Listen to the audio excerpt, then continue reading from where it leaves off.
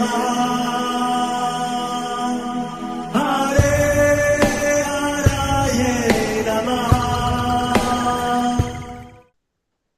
कृष्णा जी, आप सबका बहुत बहुत स्वागत है। मंगलाचरण आरंभ करते हैं।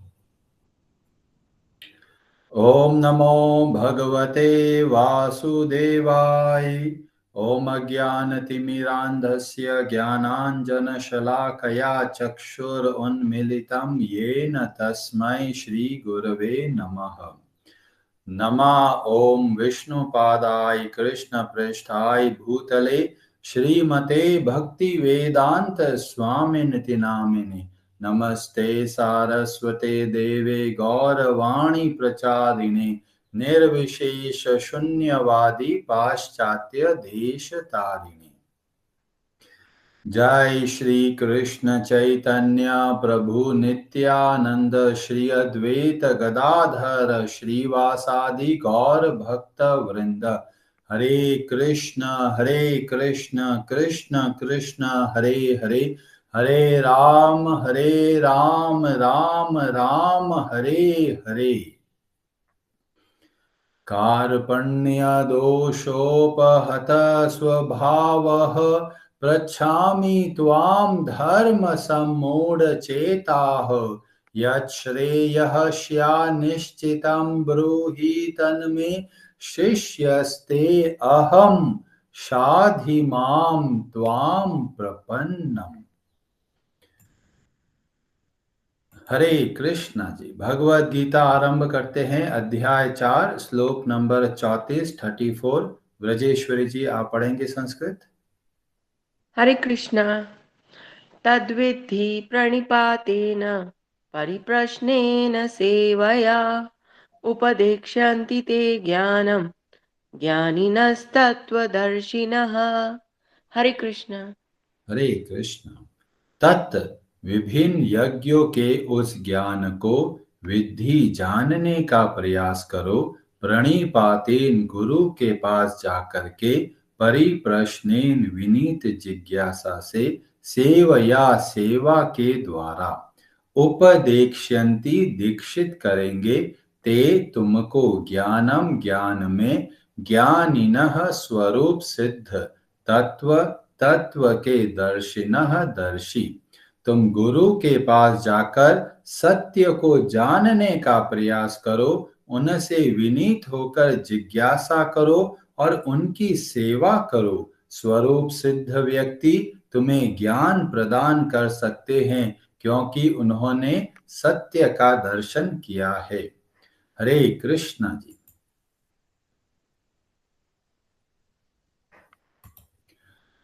बहुत ही महत्वपूर्ण श्लोक है। हमने लगभग 3 सप्ताह से इस श्लोक को समझने का प्रयास कर रहे हैं और भी इसके अंदर बहुत सारी गहराई है। और ये श्लोक को अगर हम अच्छे से समझेंगे तो हमको बहुत आसानी से पता चल जाएगा किस गुरु के हिसाब से हमको चलना है और किस गुरु से हमको बचना चाहिए। तो हमने बताया जो गुरु होते हैं वो भगवान के प्रतिनिधि होते हैं, रिप्रेजेंटेटिव होते हैं। रिप्रेजेंटेटिव का मतलब है जैसी भगवान की इच्छा है उसके हिसाब से वह कार्य करते हैं। और ये बहुत महत्वपूर्ण सिद्धांत है जो हमको समझना है। तो जब भी हमको गुरु मिलते हैं तो हमें पता करना चाहिए कि वो क्या शिक्षा देते हैं। क्या वो खुद कभी शिष्य बनकर कोई परंपरा के अंतर्गत रहकर ट्रेनिंग लिया है, या ऐसे ही किताब पढ़कर और कुछ कुछ बातें बताने लग गए।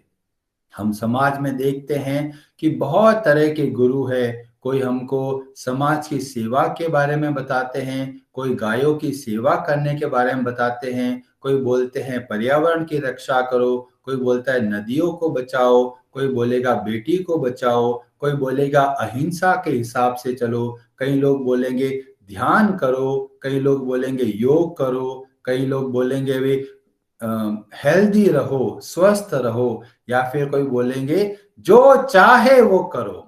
तो हम देखते हैं कि हमारे समाज में बहुत सारे गुरु हैं और इसमें तरह तरह की शिक्षाएं वो देने का प्रयास करते हैं। पर वास्तव में जब गुरु भगवान के प्रतिनिधि होते हैं तो वही बात बताना चाहते हैं जो भगवान की इच्छा है। अब कई लोग बोलेंगे, अरे ऐसी कौन सी इच्छा है जो भगवान खुद पूरा नहीं कर पा रहे? क्योंकि भगवान तो सर्वसमर्थ है, उनकी जो भी इच्छा है वह स्वतः ही सिद्ध है। पर ऐसी कौन सी इच्छा है जो भगवान खुद अपने आप के बल पर वो इच्छा को पूरा नहीं कर सकते? तो इसका जो मूल इच्छा का जो मूल कारण है वह हमें पता चलता है श्रीमद् भागवतम और भगवत गीता के ज्ञान के माध्यम से। इसीलिए ये दो ग्रंथ बहुत बहुत जरूरी है और इन ग्रंथों के हिसाब से हमें पता चलता है भगवान की इच्छा क्या है और भगवान वो इच्छा क्यों करते हैं।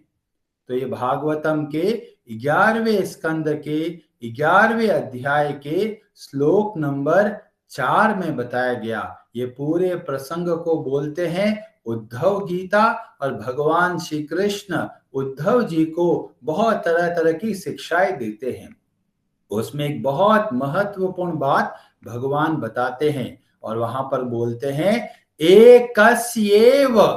यहां पर एक और एव ये दो शब्दों का प्रयोग करके भगवान बहुत जोर देना चाहते हैं जो ये भगवान बोलना चाहते हैं। और क्या किस बात पे जोर देते हैं? तो बोलते हैं मम अंशस्य जीवस्य एव महामते।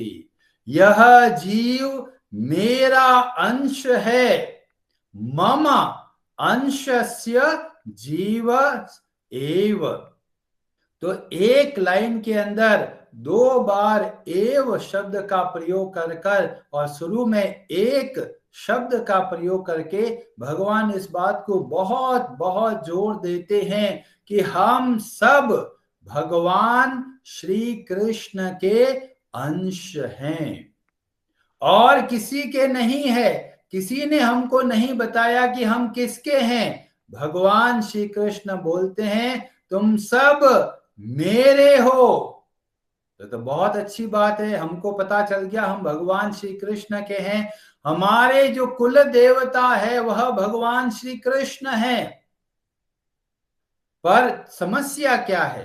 तो अगली लाइन में भगवान इसका उत्तर देते हैं कि समस्या क्या है। तो बोलते हैं बंधो अस्य। ये जीव मेरा है पर क्या हो गया? बंधन के अंदर फंस गया। कौन से बंधन में फंस गया? तो बोला गया अविद्या के बंधन में। अविद्या में आकर वह अपने आप को भूल गया कि वह भगवान श्री कृष्ण का सनातन अंश है। जब इस बात को भूल गया तो इस संसार के अंदर बंध गया। ये कब से बंध गया? तो बोला गया अनादि। न जाने कितने जन्मों से यह जीव मेरा अपना है पर यह भूल चुका है और संसार के चक्कर में फंस कर दुख पाता है। जैसे कोई व्यक्ति को बांध दिया जाता है ऐसे ही हम सब इस संसार में आकर बंध गए और इस बंधन की वजह से हम इस संसार के अंदर दुख पाते हैं। तो हमसे ज्यादा भगवान हमारी चिंता करते हैं कि मेरा अपना बेटा इस जंगल में भटक गया है और दुख पा रहा है। क्या माँ खुश रह सकती है कि अगर बच्चा कहीं भटक गया है, बच्चा माँ से बिछड़ गया है तो माँ सबसे ज्यादा चिंता करती है। ऐसे ही भगवान हम सबके लिए सदैव चिंतित रहते हैं कि बेचारा कितना दुख पा रहा है इस संसार में आकर, भगवान को भूल गया, अपने आप को भूल गया। और यही बात को भगवत गीता में भी बताया गया। 15वें अध्याय के 7वें श्लोक में वहां पर बोला गया मम एव अंश। यहां पर भी एव शब्द का प्रयोग कर भगवान श्री कृष्ण स्पष्ट रूप से बोलते हैं कि ये मेरा अपना है, ये मेरा अंश है। पर क्या किया?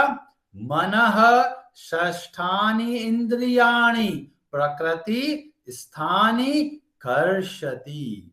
कर्षति का मतलब है फ्रिक्शन जो होता है, जिसमें खिंचाव आता है, रगड़ खाते हैं। तो ये बताया गया कि जीव जो मेरा अपना है, पर वो क्या किया, इस मन के अधीन हो गया और प्रकृति स्थानी अपने आप को शरीर समझने लग गया और इस संसार में दुख पाने लग गया।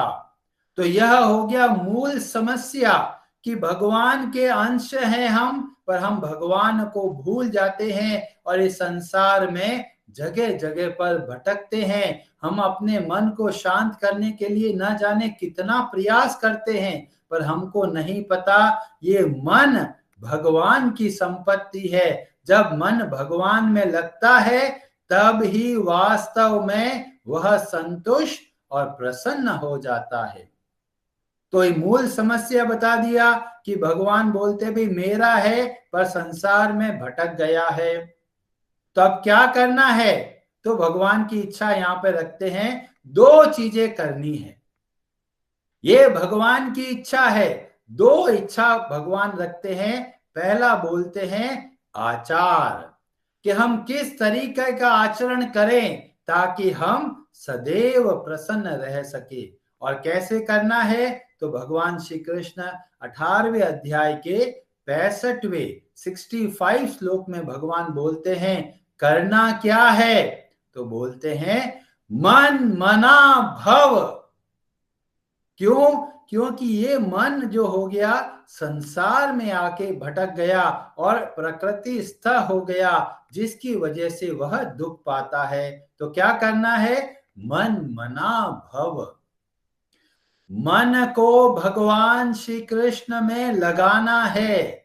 इस बात को स्पष्ट रूप से बोलते हैं, जो 65वें श्लोक में भगवान अपनी पहली इच्छा रखते हैं कि हम सबको क्या करना है? मन मना भव मद भक्तो मद्याजी माम नमस्कुरु।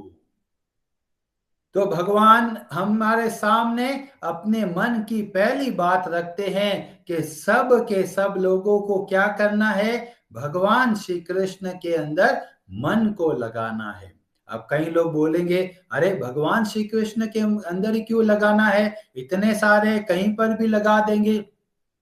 तो भगवान ने दूसरे अध्याय में बोला था, यह मन, यह इंद्रिया, ये सब भगवान की संपत्ति है। जब भगवान में लगाते हैं तब ही वास्तव में शुद्ध, स्थिर, कंट्रोल और प्रसन्न चित्त रह सकते हैं। उसके अलावा कहीं पर भी लगाएंगे, यह मन थोड़े समय के लिए रहेगा और फिर बाद में नई चीज के लिए भागेगा।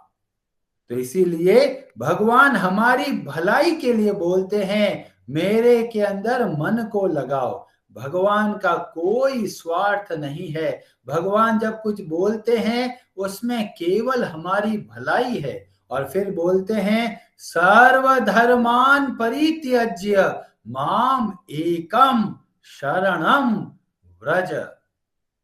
तो भगवान का आश्रय लेकर भगवान की भक्ति करना, और भक्ति के मूल के अंदर सेवा का भाव, और सेवा का जो भाव आता है वह है कृतज्ञता का भाव। तो जब हम भगवान श्री कृष्ण के प्रति कृतज्ञता के भाव के साथ में जीवन को चलाते हैं, तब हम वास्तविक रूप से प्रसन्न रह पाते हैं। तो यह है भगवान श्री कृष्ण की पहली इच्छा कि हमारा आचरण, हमारा मन का भाव कैसा होना है? भगवान श्री कृष्ण के प्रति समर्पण के भाव से, कृतज्ञता के भाव से हमको जीवन को जीना है। और दूसरी इच्छा जो बहुत महत्वपूर्ण है, तो पहले हमने आचार के बारे में बताया, दूसरा भगवान बोलते हैं प्रचार के बारे में। और इस बात को बताते हुए 18वें अध्याय के 68 श्लोक में भगवान श्री कृष्ण बोलते हैं, यह इदम परमम गुह्यम मद भक्तेष्व अभिधास्यति। जो ये ज्ञान बाकी लोगों को बताएगा, लोगों को मुझसे जोड़ने के लिए प्रयास करेगा, वो वास्तव में मुझको बहुत प्रिय है। इस बात को बोलते हुए भगवान बोलते हैं, न च तस्मान मनुष्येषु कश्चिन में प्रिय कृतमः। उससे अधिक प्रिय मेरा कोई नहीं है। अगर कोई व्यक्ति इस ज्ञान को बाकी लोगों के साथ बताता है, उनको भगवान श्री कृष्ण से जोड़ने के लिए प्रेरणा देता है, क्योंकि बच्चे को कुछ भी चीज दे दीजिए, वो खुश नहीं रह सकता। वो कब खुश होता है? जब वह अपनी मां से मिलता है। जब मां से मिलता है तो मां भी बहुत प्रसन्न होती है और बच्चा भी बहुत प्रसन्न होता है, और यह है भगवान की इच्छा। और इसके लिए भगवान क्या करते हैं? भक्तों का आश्रय लेते हैं, और इसीलिए बोलते हैं, अहम भक्त पराधीनो। क्यों? क्योंकि जो भक्त हैं, जो गुरु है, वो भगवान की इच्छा के कार्यों को पूरा करने के लिए अपना पूरा जीवन न्योछावर करते हैं। और इसीलिए गुरु प्रतिनिधि तब बनते हैं जब वे खुद भगवान की भक्ति करते हैं और अन्य लोगों को भी भगवान की भक्ति की शिक्षा देते हैं। क्योंकि जो लोग अन्य और एजेंडा चलाते हैं, वो भगवान के प्रतिनिधि नहीं बन पाते, और इसीलिए वो सहायता करते हैं, और हमें उनके प्रति कृतज्ञ भी होना है। पर वास्तविक लाभ हमको तभी मिलता है जब हम एक ऐसे गुरु के आश्रित होते हैं जो भगवान का प्रतिनिधित्व करते हैं। तो इसलिए हमें ऐसे गुरु का आश्रय लेना है, ऐसे गुरु से शिक्षा लेनी है जो ये दो चीजों को बहुत अच्छे से करते हैं, आचार और प्रचार। क्योंकि जितना प्रचार करते हैं, जितने लोग भगवान से जुड़ते हैं, उतना वो लोग प्रसन्न होते चले जाते हैं, क्योंकि उनका मन शुद्ध होता चले जाता है। और अन्यथा कितना भी उपाय करते हैं, मन के अंदर ये भाव रह जाता है कि मेरे को यह चाहिए। तो जब तक हम काम, क्रोध और लोभ आदि के अंतर्गत रहकर कार्य करते हैं, तब तक हम इस संसार में दुख पाते हैं। और भगवान हमको फॉर्मूला बताते हैं किस तरीके से हम काम, क्रोध और लोभ से मुक्त हो सकते हैं, जब हम भगवान श्री कृष्ण के प्रति कृतज्ञता का भाव, उनके प्रति सेवा का भाव रखकर जीवन को चलाने का प्रयास करते हैं। तो गुरु कौन से प्रतिनिधि होते हैं? जो भगवान की ये दो इच्छाओं के हिसाब से जीवन को चलाते हैं।